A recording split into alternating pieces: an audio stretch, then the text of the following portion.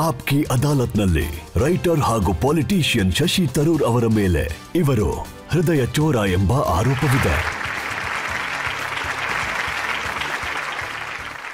ಶಶಿ ಅವರು ಇತ್ತೀಚೆಗೆ ರಾಹುಲ್ ಗಾಂಧಿ ಅವ್ರು ಹೇಳೋದೇನಂದ್ರೆ ಅವರು ಪ್ರೀತಿ ಅಂಗಡಿ ತೆಗ್ದಿದ್ದಾರೆ ಅಂತ. ಆದ್ರೆ ಜನ ಹೇಳೋದೇನಂದ್ರೆ ಶಶಿ ತರೂರ್ ಅವ್ರಿಗೂ ಮುಂಚೆ ತೆಗ್ದಿದ್ರು ಅಂತ. ಎಲ್ಲೆಲ್ಲಿ ಶಶಿ ತರೂರ್ ಅವರು ಹೋಗ್ತಾರೆ ಅಲ್ಲೆಲ್ಲ ಹುಡುಗಿರು ಬರ್ತಾರೆ. ಹಿಂದಿನ ಕಾಲದಲ್ಲಿ ಒಂದು ಅಡ್ವರ್ಟೈಸ್ಮೆಂಟ್ ಬರ್ತಿತ್ತು, ಗೊತ್ತಿರಬೇಕು, ಲೈಫ್ ಬಾಯ್ ಎಲ್ಲಿದೆಯೋ ಅಲ್ಲಿದೆ ಆರೋಗ್ಯ. ಇನ್ನೊಂದು ಏನು ಹೇಳ್ತಿದ್ರು ಅಂದ್ರೆ ಶಶಿ ತರೂರ್ ಎಲ್ಲಿರ್ತಾರೋ ಅಲ್ಲಿರ್ತಾರೆ ಹುಡುಗಿರು ಅಂತ.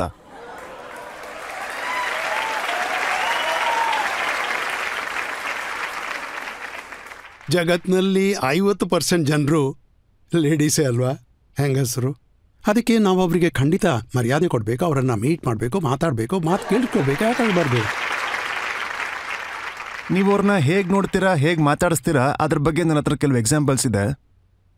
ಪಾರ್ಲಿಮೆಂಟ್ ಗೇಟಲ್ಲಿ ನಿಮಗೆ ಯಾರಾದರೂ ಹುಡುಗಿ ಸಿಕ್ಕಿದ್ರೆ ಅಥವಾ ಮಹಿಳೆ ಸಿಕ್ಕಿದ್ರೆ ಏನು ಮಾಡ್ತೀರಿ ಅಂತ ನೋಡೋಣ.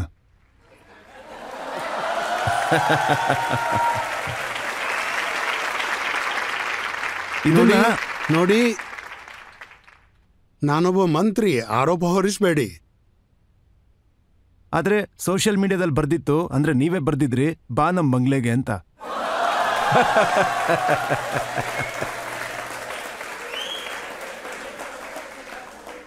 ನಾನು ನಿಮಗೆ ಕೇಳೋನಿದ್ದೆ, ನೀವು ಆರ್ಗನ್ ಡೊನೇಷನ್ ಬಗ್ಗೆ ಏನೋ ಹೇಳ್ತಿದ್ದೀರಾ ಅಂತ. ತುಂಬ ಚೆನ್ನಾಗಿ ಹೇಳಿದ್ದೀರಾ. ಮತ್ತು ಇದನ್ನೆಲ್ಲ ನಾವು ಪಾರ್ಲಿಮೆಂಟ್ನಲ್ಲಿ ಇನ್ನಷ್ಟು ಮಾಡಬೇಕು. ನೋಡಿ, ಇದು ಸಂಸತ್ತು, ಇಲ್ಲಿ ಸಂಸತ್ತಿನ ಮಾತುಗಳೇ ನಡೆಯೋದು.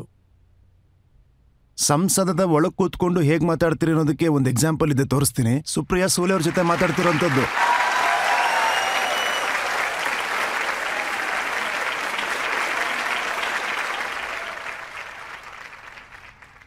ಫೋಟೋಸ್ ತುಂಬ ಮಿಸ್ಲೀಡಿಂಗ್ ಆಗಿರುತ್ತೆ. ಫಾರೂಕ್ ಸಾಹೇಬ್ರು ತಮ್ಮ ಭಾಷಣ ಕೊಡ್ತಿದ್ರು, ಸುಪ್ರಿಯಾ ಸುಲೆ ಮಾತಾಡೋಕೆ ಹೊರಟಿದ್ರು, ಮತ್ತೆ ಅವರು ನನ್ನಿಂದ ಏನೋ ಚೆಕ್ ಮಾಡಿಸೋಕೆ ಬೇಕಿತ್ತು ಅವರ ಭಾಷಣ ಮಾಡೋದಕ್ಕೆ ಮುಂಚೆ. ಅದಕ್ಕಾಗಿಯೇ ಅವರು ನನಗೆ ಹೇಳ್ತಾ ಇದ್ರು, ನನಗೆ ಕೇಳಿಸ್ತಾ ಇರಲಿಲ್ಲ. ಯಾಕೆಂದ್ರೆ ಫಾರೂಕ್ ಸಾಹೇಬ್ರು ನನ್ನ ಮುಂದೆ ಕೂತ್ಕೊಂಡು ಏನೋ ಮಾತಾಡ್ತಿದ್ರು. ಅದಕ್ಕೆ ನಾನು ಸ್ವಲ್ಪ ನ್ಯಾಚುರಲಿ ಹತ್ತಿರ ಹೋದೆ ಕೇಳಿಸ್ಕೊಳ್ಳೋದಕ್ಕೆ. ಕಥೆ ಇಷ್ಟೇ. ಸರಿ, ಒಪ್ಕೋತೀನಿ, ಪಾರ್ಲಿಮೆಂಟ್ನ 2 ಫೋಟೋಗಳು ಮಿಸ್ಲೀಡಿಂಗ್ ಅಂತ, ಜನಗಳು ಹಾಕಿರೋಂಥ ಕಮೆಂಟ್ಗಳು ತಪ್ಪು ಅಂತ. ಆದ್ರೆ ಒಂದು ವೇಳೆ ನೀವು ಯಾರ್ದಾದ್ರೂ ಮದ್ವೆಗೆ ಹೋದ್ರೆ ಅಲ್ಲಿ ಏನಾಗುತ್ತೆ ಅಂತ ನೋಡಿ. ಜನ ಕೇಳೋದೇನಂದ್ರೆ ಮದ್ವೆ ಗಂಡು ಯಾರು ಅಂತ.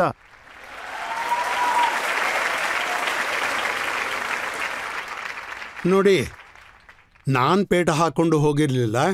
ಆದರೆ ನಾನು ಅಲ್ಲಿಗೆ ಹೋದ ಕೂಡಲೇ ನಾನು ಭಾರತ್ನಲ್ಲಿ ಭಾಗಿಯಾಗಿದ್ದೆ. ಅವರ ಕುಟುಂಬದವರು, ವರದ ಕುಟುಂಬದವರು ನನಗೆ ಈ ಪೇಟ ಹಾಕ್ಸಿದ್ದು. ನಿಮ್ಮನ್ನ ಮದ್ವೆ ಮಾಡ್ಬಿಟ್ರು? ಇಲ್ಲ, ಎಲ್ಲ ಅತಿಥಿಗಳಿಗೂ ಈ ಟರ್ಬನ್ ಹಾಕ್ಸಿದ್ರು, ಅಂದ್ರೆ ಪೇಟ. ಅದಾದ್ಮೇಲೆ ಈಗ ನೀವೇ ಹೇಳಿ, ಒಂದು ಫೋಟೋದಲ್ಲಿ ಈ ಫೋಟೋ ಬಂದು ಗೀತಾಂಜಲಿ ಶ್ರೀ ಅವ್ರದ್ದು. ಹೌದು, ಇವರು ಕೂಡ ರೈಟರ್. ಇವ್ರಿಗೆ ನೀವು ಲಂಡನ್ ನಲ್ಲಿ ನಿಮ್ ಕೈಯಾರೆ ಸ್ಟ್ರಾಬೆರಿ ತಿನ್ನಿಸ್ತಾ ಇದ್ದೀರಾ.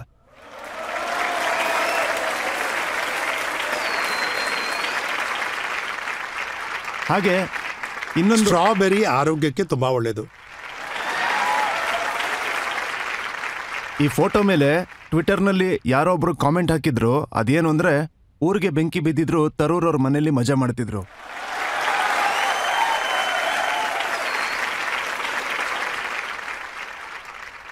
ಬರೆಯೋದು ತುಂಬಾ ಸುಲಭ ತಾನೆ, ಅದಕ್ಕೆ ಬರ್ದಿರ್ಬೇಕು. ಅದಾದ್ಮೇಲೆ ಕಾಂಗ್ರೆಸ್ ರಾಜಕಾರಣಿಗಳದ್ದು ಒಂದು ಫೋಟೋನ ಹಾಕ್ಲಾಗಿತ್ತು. ಅದರಲ್ಲಿ ಪೊಲೀಸರ ವಧೆ ತಿಂತಾ ಇದ್ದಾರೆ ನೋಡಿ. ಆಗ ಇವರು ಪೊಲೀಸರು ಏಟ್ ತಿಂತಾ ಇದ್ರೆ, ಶಶಿ ತರೂರ್ ಸ್ಟ್ರಾಬೆರಿ ತಿಂತಾ ಇದ್ದಾರೆ ಅಂತ ಹೇಳ್ತಾರೆ. ಆದರೆ ನಾನು ಕೂಡ ಈ ಥರದ ಮುಷ್ಕರದಲ್ಲಿ ಭಾಗವಹಿಸಿದ್ದೀನಿ. ನನಗೆ ಗೊತ್ತಿಲ್ಲ ಇದು ಆದಿಂದ ಫೋಟೋನ. ನನ್ನ ಪ್ರಕಾರ ನಾನು ಯಾವಾಗ ಹೋಗಿದ್ನೋ ಅದು ಲಂಡನ್ನ ಜೈಪುರ್ ಲಿಟ್ ಫೆಸ್ಟಿವಲ್ಗೆ ಹೋಗಿದ್ದೆ. ಮತ್ತೆ ಈ ಫೋಟೋ ಬಂದು ಆರ್ ಜೆ ರೇಡಿಯೋ ಮಿರ್ಚಿ. ಆ ಆರ್ ಜೆ ಚೆನ್ನಾಗಿ ಉತ್ತರ ಕೊಟ್ಟರು ಯಾವಾಗ ಜನರು ಇದರ ಬಗ್ಗೆ ಟ್ರೋಲ್ ಮಾಡಿದ್ರು ಇದನ್ನು ಕುರಿತು. ಯಾಕೆಂದ್ರೆ ಆರ್ ಜೆ ಇಂಟರ್ವ್ಯೂ ತಗೋತಾ ಇದ್ರು ರೇಡಿಯೋಗಾಗಿ. ಅವರ ರೆಕಾರ್ಡರ್ ನಮ್ಮಿಬ್ಬರ ಮಧ್ಯೆ ಇತ್ತು. ಅವರೇ ಹೇಳಿದ್ರು ನಮ್ಮ ಹತ್ರ ಬಂದು ಕೂತ್ಕೊಳ್ಳಿ ಸೌಂಡ್ ಕ್ವಾಲಿಟಿಗಾಗಿ. ಅವರೇ ನಿಮ್ಮನ್ನು ಕೇಳಿದ್ರೆ ಹತ್ರ ಬಂದು ಕೂತ್ಕೊಳ್ಳಿ ಅಂತ.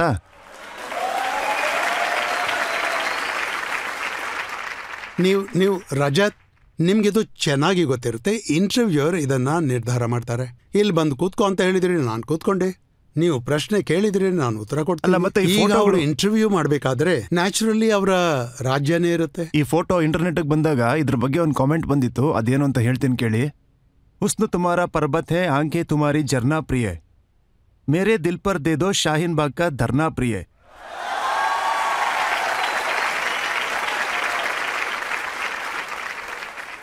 ಆದರೆ ಈ ಥರದ ವಿಷಯಗಳಲ್ಲಿ ನಾನು ಇದನ್ನ ಹೇಳಬೇಕು, ಯಾವಾಗ ನನ್ನ ವಿರುದ್ಧವಾಗಿ ನೀವು ಟ್ರೋಲ್ ಮಾಡೋಕ್ಕೆ ಹೊರಟಿದ್ರೆ ನನಗೇನು ಪ್ರಾಬ್ಲಮ್ ಇಲ್ಲ. ನಾನಿರೋದು ರಾಜಕೀಯದಲ್ಲಿ ನಮ್ಮ ಚರ್ಮ ಸ್ವಲ್ಪ ದಪ್ಪ ಆಗಿರುತ್ತೆ, ಥಿಕ್ ಸ್ಕಿನ್ ಥರ ಬದುಕಬೇಕು. ಆದರೆ ಅವರ ಜೀವನದ ಬಗ್ಗೆ ಕೂಡ ಯೋಚನೆ ಮಾಡಬೇಕು. ಅವರು ಒಬ್ಬರ ಮಗಳು, ಒಬ್ಬರ ಹೆಂಡತಿ ಆಗಿರ್ಬೋದು, ಗರ್ಲ್ ಫ್ರೆಂಡ್ ಆಗಿರ್ಬೋದು, ಅವರಿಗೂ ಜೀವನ ಇರುತ್ತೆ, ಅವರಿಗೂ ಸೆಲ್ಫ್ ರೆಸ್ಪೆಕ್ಟ್ ಇರುತ್ತೆ. ಇದು ಸರಿನಾ? ಅವರನ್ನು ಇದರಲ್ಲಿ, ಯಾಕೆಂದ್ರೆ ನನ್ನ ವಿರುದ್ಧ ಮಾತಾಡಿ ಪರವಾಗಿಲ್ಲ, ಅದು ರಾಜಕೀಯ ವಿಷಯ, ನನ್ಗೇನು ವ್ಯತ್ಯಾಸ. ನೀವು ಈ ತರ ಫೋಟೋಗಳನ್ನ ಯಾಕೆ ತಗೊಳ್ಳೋದು?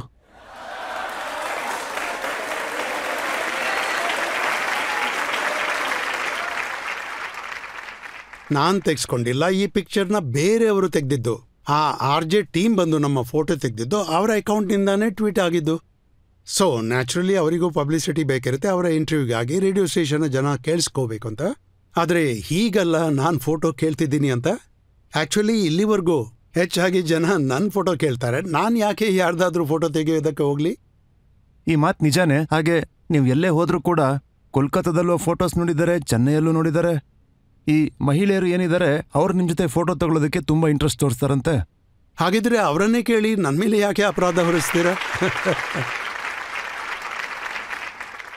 ಶಶಿ, ಇದೆಲ್ಲ ತಮಾಷೆಗೆ ಮಾಡಲಾಗಿತ್ತು. ಈ ತರ ಟ್ವಿಟರಲ್ಲಿ ಜಾಸ್ತಿ ಆಗ್ತಿರುತ್ತೆ, ಕೆಲವೊಂದು ಸತ್ಯ ಆಗಿರುತ್ತೆ, ಕೆಲವೊಂದು ಸುಳ್ಳಾಗಿರುತ್ತೆ. ಆದರೆ ಈಗ ಒಂದು ಸೀರಿಯಸ್ ವಿಷಯನ ಕೇಳಬೇಕು ಅಂತಿದ್ದೀನಿ, ನಿಮ್ಮ ರಿಲೇಷನ್ಸ್ ವಿಷಯವಾಗಿ. ಸುನಂದಾ ಪುಷ್ಕರ್ ಅವ್ರನ್ನ ಇಡೀ ದೇಶಕ್ಕೆ ಗೊತ್ತಿರೋ ಹಾಗೆ ಅವ್ರನ್ನ ಪ್ರೀತಿ ಮಾಡ್ತಿದ್ರಿ, ಸ್ನೇಹ ಇತ್ತು. ಮತ್ತೆ ಅವರಿಂದಾಗಿ ನಿಮ್ಮ ಮೇಲೆ ತರತರದ ಆರೋಪಗಳು ಬರುತ್ತೆ.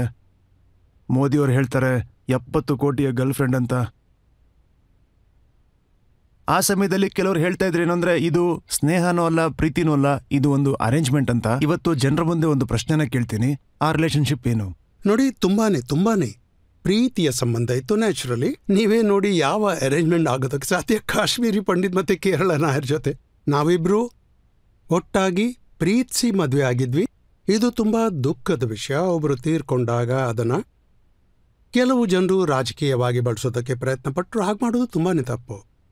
ಕೊನೆಯಲ್ಲಿ ನಿಮ್ಗೆ ಗೊತ್ತಿರುತ್ತೆ, ಈ ವಿಷಯ ನ್ಯಾಯಾಲಯದವರೆಗೂ ಹೋಯ್ತು. ಎಷ್ಟು ವರ್ಷ ನಾನು ಹೋಗಿದ್ದೇನೆ. ಕೊನೆಗೆ ಜಡ್ಜ್ ಇದನ್ನು ಪೂರ್ತಿಯಾಗಿ ಫ್ರಾಡ್ ಅಂತ ಹೇಳಿದ್ರು. ಇದೆಲ್ಲ ಏನು?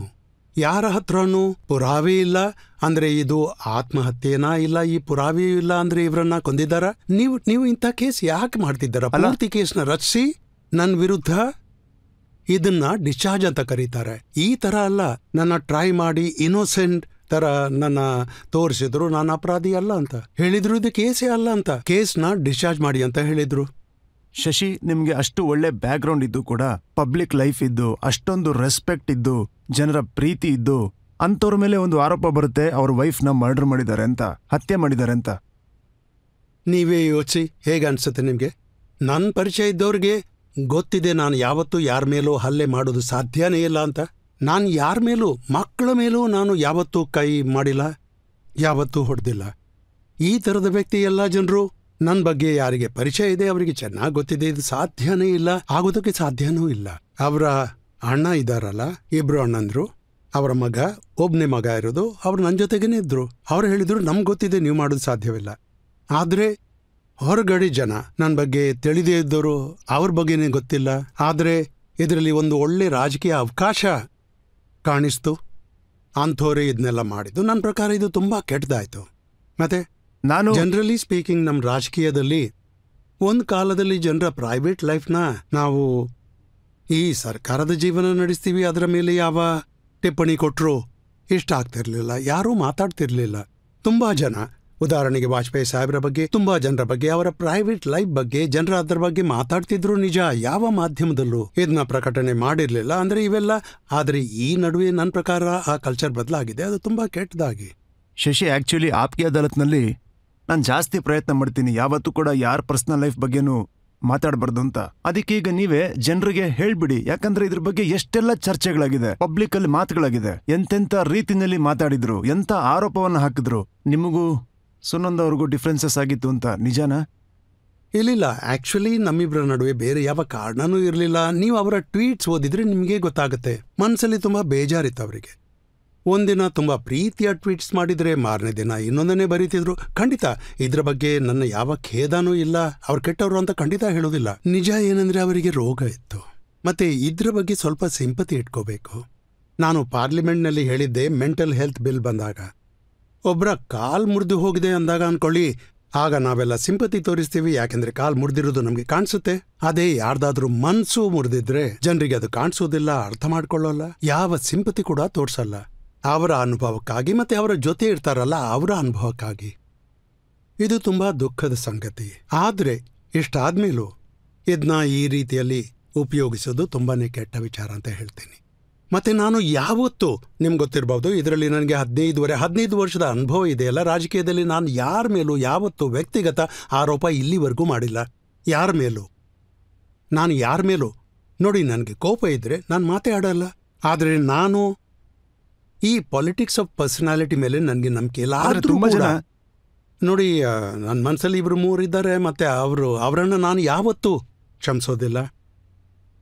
ಇದು ಯಾರ ಕಾಂಡಕ್ಟ್ ಇತ್ತೋ, ಯಾರು ಸುಳ್ಳು ಹೇಳಿದ್ರು, ಅವ್ರಿಗೆ ಗೊತ್ತಿತ್ತು ಇದು ಸುಳ್ಳು ಅನ್ನೋದು, ಆದರೂ ಹೇಳ್ತಾನೆ ಇದ್ರು. ಇದನ್ನೆಲ್ಲ ಯೋಚಿಸಿದ್ರೆ ನಾಟ್ ಪಾಸಿಬಲ್ ಟು ಫರ್ಗೆಟ್. ಮೀಡಿಯಾದಲ್ಲಿ ನಿಮ್ಮ ವಿಚಾರಣೆ ಇರ್ತಿತ್ತು, ನಿಮಗೆ ಚೆನ್ನಾಗಿ ಗೊತ್ತಿತ್ತು ಇವೆಲ್ಲ ಸುಳ್ಳು ಅಂತ. ಯಾಕೆ ನೀವು ಅವಾಗ ಉತ್ತರ ಕೊಡಲಿಲ್ಲ? ನೋಡಿ, ಯಾಕಂದ್ರೆ ಅದೇ ಸಮಯ ನನ್ಗೆ ಗೊತ್ತಿತ್ತು ಸರ್ಕಾರ ಬೇರೆಯವ್ರದ್ದು, ಪೊಲೀಸರನ್ನ ಬೇರೆಯವರು ಆಡಿಸ್ತಿದ್ದಾರೆ. ನಾನು ಏನು ಹೇಳಿದ್ರು ಬಹುಶಃ ಅದನ್ನ ನನ್ನ ವಿರುದ್ಧವಾಗಿ ಬಳಸ್ಬೋದಾಗಿತ್ತು.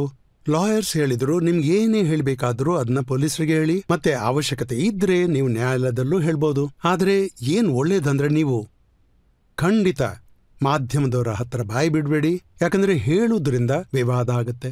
ನನಗೆ ಇವತ್ತಿಗೂ ನನ್ನ ಮನಸ್ಸಲ್ಲಿ ನಾನು 100% ಕನ್ವಿನ್ಸ್ ಆಗಿರಲಿಲ್ಲ, 100% ಸ್ಟ್ರಾಟಜಿ ಸರಿಯಾಗಿತ್ತು ಅಂತ ನಾನು ಹೇಳಲ್ಲ.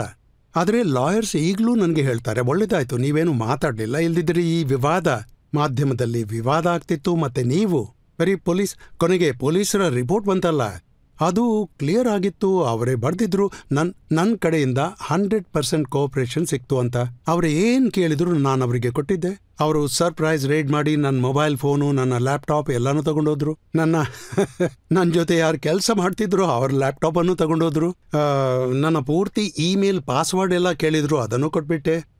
ಯಾಕೆಂದ್ರೆ ಮುಚ್ಚಿಡುವುದೇನಿದೆ, ನಾನು ಹೇಳ್ದೆ ನಿಮ್ಗೆ ಏನು ಬೇಕಿದ್ರು ಅದನ್ನು ತಗೊಂಡೋಗಿ, ಆಮೇಲೆ ನೀವೇ ನಿರ್ಧಾರ ಮಾಡಿ, ಇದರಲ್ಲಿ ಏನಾದರೂ ಸಂಶಯ ಬರುತ್ತಾ. ಅದಕ್ಕೆ ಅವರೆಲ್ಲ ಈ ಹತ್ಯೆ ಬಗ್ಗೆ ಮಾತಾಡೋದನ್ನು ಅವ್ರು ನಿಲ್ಲಿಸ್ಬಿಟ್ರು. ಕೊನೆಗೆ ಏನೋ ಒಂದು ಮಾಡಬೇಕಲ್ಲ, ಅದಕ್ಕೆ ಇದನ್ನ ಆತ್ಮಹತ್ಯೆ ಅಂತ ಮಾತಾಡೋಕೆ ಶುರು ಮಾಡಿದ್ರು. ಪುರಾವೆ ಝೀರೋ ಅಷ್ಟೇ. ಆ ಸಾವು ಹೇಗಾಯ್ತು ಅಂತ ಗೊತ್ತಾಯ್ತಾ? ನೋಡಿ, ಅನ್ಫಾರ್ಚುನೇಟ್ಲಿ ವಿಷಯ ಏನಂದ್ರೆ post mortem was not very well done. ಮತ್ತೆ ನನಗೆ ಈ ಥರದ ಡೀಟೇಲ್ಸಲ್ಲಿ ಬರೋದಕ್ಕೆ ನನಗೆ ನಿಜವಾಗ್ಲೂ ಇಷ್ಟ ಅಲ್ಲ. ಯಾಕೆಂದರೆ ಇದೀಗ ನನ್ನ ಮನಸ್ಸಲ್ಲಿ ಈ ಚಾಪ್ಟರ್ ಮುಗ್ದು ಹೋಗಿದೆ, ಮತ್ತೆ ಮುಗ್ದಿದ್ದೇ ಒಳ್ಳೆಯದಾಯಿತು. ಆದರೆ ನಮ್ಮ ದೇಶದಲ್ಲಿರೋ ಒಬ್ಬ ಫೊರೆನ್ಸಿಕ್ ಸೈಂಟಿಸ್ಟ್ ಪದ್ಮವಿಭೂಷಣ ಅವ್ರಿಗೆ ಸಿಕ್ಕಿದೆ. ಅವರು ಈ ಪೋಸ್ಟ್ ಮಾರ್ಟಮ್ ಬಗ್ಗೆ ದಿನಪತ್ರಿಕೆಯಲ್ಲಿ ಓದಿ, ಮತ್ತೆ ಮಂತ್ರಿಗಳು ಹಾಗೆ ಸರ್ಕಾರಕ್ಕೆ ಒಂದು ಪತ್ರ ಬರೆದ್ರು. ಯಾಕೆಂದರೆ ಆ ಕಾಪಿ ನನಗೂ ಸಿಕ್ಕಿದೆ. ಅದರಲ್ಲಿ ಬರೆದಿದ್ರು, this is shocking that post mortem is not the fishing expedition. ಅವರು ಇದನ್ನೂ ಹೇಳಿದ್ರು, ಇವೆಲ್ಲ ಪಾಸಿಬಿಲಿಟೀಸ್ ಇನ್ನೂ ಆಗ್ಬೋದಿತ್ತು on the basis of what has been revealed in the media. ಇದರ ಬಗ್ಗೆ ಯಾಕೆ ಇನ್ನೂ ಯೋಚಿಸಲಿಲ್ಲ? ಅದಕ್ಕೆ ಈ ಎಲ್ಲ ಡೀಟೇಲ್ಸ್ ಒಳಗೆ ಹೋಗೋದಕ್ಕೆ ನನ್ನ ಪ್ರಕಾರ ಇದು ಸರಿಯಾದ ಫೋರಮ್ ಅಲ್ಲ. ಒಂದಿನ ಬಹುಶಃ ಇದರ ಬಗ್ಗೆ ನಾವು ಡೀಟೇಲ್ ಆಗಿ ಚರ್ಚೆ ಮಾಡ್ಬೋದು. ಆದರೆ ನಾನೇನು ಪಬ್ಲಿಕ್ ಲೈಫ್ನಲ್ಲಿ ಆ್ಯಕ್ಟಿವ್ ಇರಬೇಕಾದ್ರೆ, ನನ್ನ ಪಬ್ಲಿಕ್ ಲೈಫ್ನಲ್ಲಿ ಈ ವಿಷಯ ಬಂದಿದ್ದೇ ಒಂದು ಕೆಟ್ಟ ಸಂಗತಿ. ಮತ್ತು ನನ್ನ ಪ್ರಕಾರ ಇದನ್ನೇ ಇಟ್ಕೊಂಡು ಕೂತ್ಕೊಳ್ಳೋದು ಸರಿಯಲ್ಲ. ಯಾಕಂದರೆ ನಾನೇನು ಕೆಲಸ ಮಾಡಿದ್ದೇನೋ ನಮ್ಮ ಜನತೆಗೋಸ್ಕರ, ನಮ್ಮ ದೇಶಕ್ಕೋಸ್ಕರ, ಅದರ 0.01% ಕೂಡ ಹೇಳಿಲ್ಲ ಈ ವಿಷಯನ. ಅದೇ ಇನ್ನೊಂದು ವಿಷಯದಲ್ಲಿ ನೀವು ಇಷ್ಟೊಂದು ಟೆನ್ಷನ್ ಕೊಡ್ತಿದ್ದೀರಾ ಅಂದಮೇಲೆ it is unfair to me. Shashi, ನಿಮ್ಮ ಮಾತನ್ನ ಒಪ್ಕೋತೀನಿ. ನನಗೆ ನೀವು ತುಂಬ ವರ್ಷಗಳಿಂದ ಗೊತ್ತು, ಸುನಂದ್ ಅವರು ಗೊತ್ತಿತ್ತು. ಮತ್ತು ನನಗೆ ನೀವು ಈ ವಿಚಾರವಾಗಿ 7.5 ವರ್ಷಗಳ ಕಾಲ ಏನು ಅನುಭವಿಸಿದಿರಿ ಅಂತಲೂ ಗೊತ್ತು. ಆದರೆ ಎಷ್ಟು ನನ್ನ ಕೆಲಸದ ದೃಷ್ಟಿಯಿಂದ, ಪಬ್ಲಿಕ್ನ ದೃಷ್ಟಿಯಿಂದ ಏನು ಪ್ರಶ್ನೆಗಳನ್ನ ಕೇಳಬೇಕಾಗಿತ್ತು ನಾನು ಕೇಳಿದೆ. ನಿಮ್ಮ ಸೆಂಟಿಮೆಂಟ್ನ ನಾನು ರೆಸ್ಪೆಕ್ಟ್ ಮಾಡ್ತೀನಿ.